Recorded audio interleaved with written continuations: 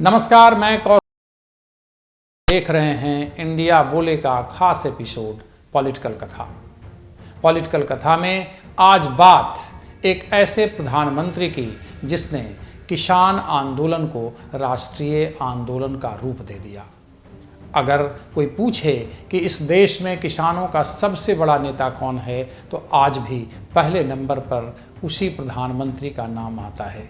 और उसी प्रधानमंत्री या यूं कहें कि उसी नेता ने जो किसान आंदोलन की नींव रखी, आज उसी के बलबूते आज भी किसान आंदोलन जिंदा है। आज बात एक ऐसे नेता की जिसके सादगी की मिसाल आज भी राजनीति में दी जाती है। यानी राजनीति में अगर बेदाग खूबसूरती की बात की जाए तो उनके चरित्र से अच्छा कोई प्रमाण नहीं मिलता।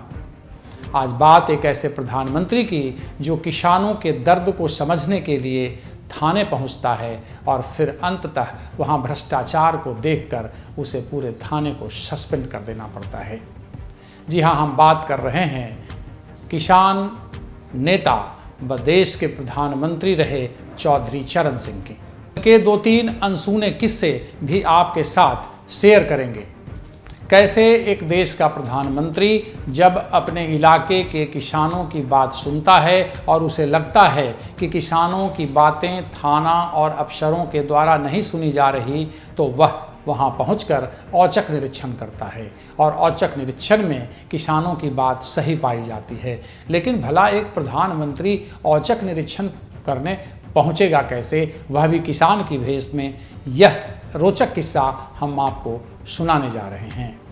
चौधरी चरण सिंह हिंदुस्तान के प्रधानमंत्री के तौर पर काम कर रहे थे, लेकिन चूंकि वो जमीनी नेता थे, उनसे उनके इलाके के लोग या उत्तर प्रदेश के ज़्यादातर लोग उनसे अपनी बातों को शेयर करते थे और उनकी बातों को वो समझते थे। तो उसी दौरान किसानों की तरफ से हमेशा ये कहा जाने लगा कि आप भले ही देश के प्रधानमंत्री हो गए हों, लेकिन राज्य में स्थिति ठीक नहीं है। वहाँ जिस तरीके से थाने और अफसरों की मनमानी है, थानेदारों की मनमानी है, वह किसानों के लिए एक प्रकार से बड़ा संकट बनते जा रहा है। इन सारी शिकायतों को सुनने के बाद प्रधानमंत्री चौधरी चरण सिंह, जो हमेशा अम्बेसडर से चला करते थे, बिना लाव लश्कर के चला करते थे, हालांकि ये लोग बताते हैं कि कभी कभी उस दौरान कॉन्टेसा का इस्तेमाल भी लंबी दूरी तक चलने के लिए करते थे। हवाई जहाज़ के वे सख्त खिलाफ थे, इसलिए वे अपनी गाड़ी से ही उत्तर प्रदेश पहुँचे और 1979 में उसराहार थाना है, वहाँ वे औचक निरीक्षण को पहुँच गए और वह भी किसान के वेश में। कहा जाता है कि थाना पहुंचने से पहले कुछ ही दूरी पर अपना काफिला रुकवा देते हैं, अपने कुर्ते में मिट्टी वगैरह लगा लेते हैं, मतलब वो एक तरीके से उस तरीके का वेश धर लेते हैं जो एक मामूली किसान का हो, और उसी तरीके से वे थाने में पहुंच जाते हैं।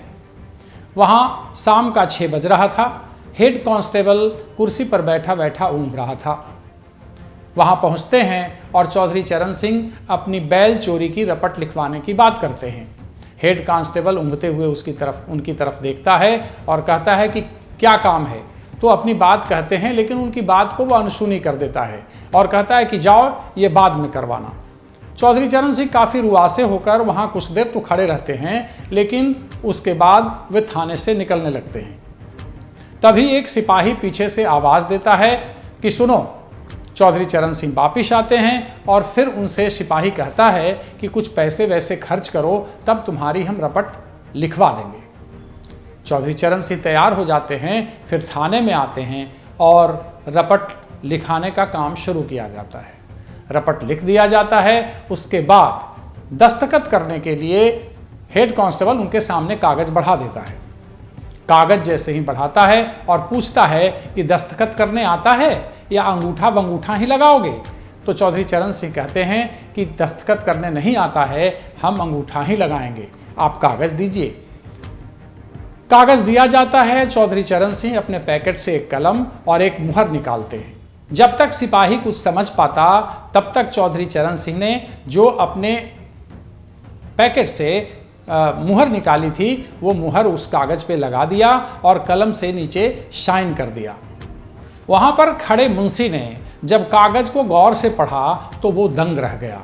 उसे विश्वास ही नहीं हो रहा था कि हमारे सामने देश का प्रधानमंत्री खड़ा है।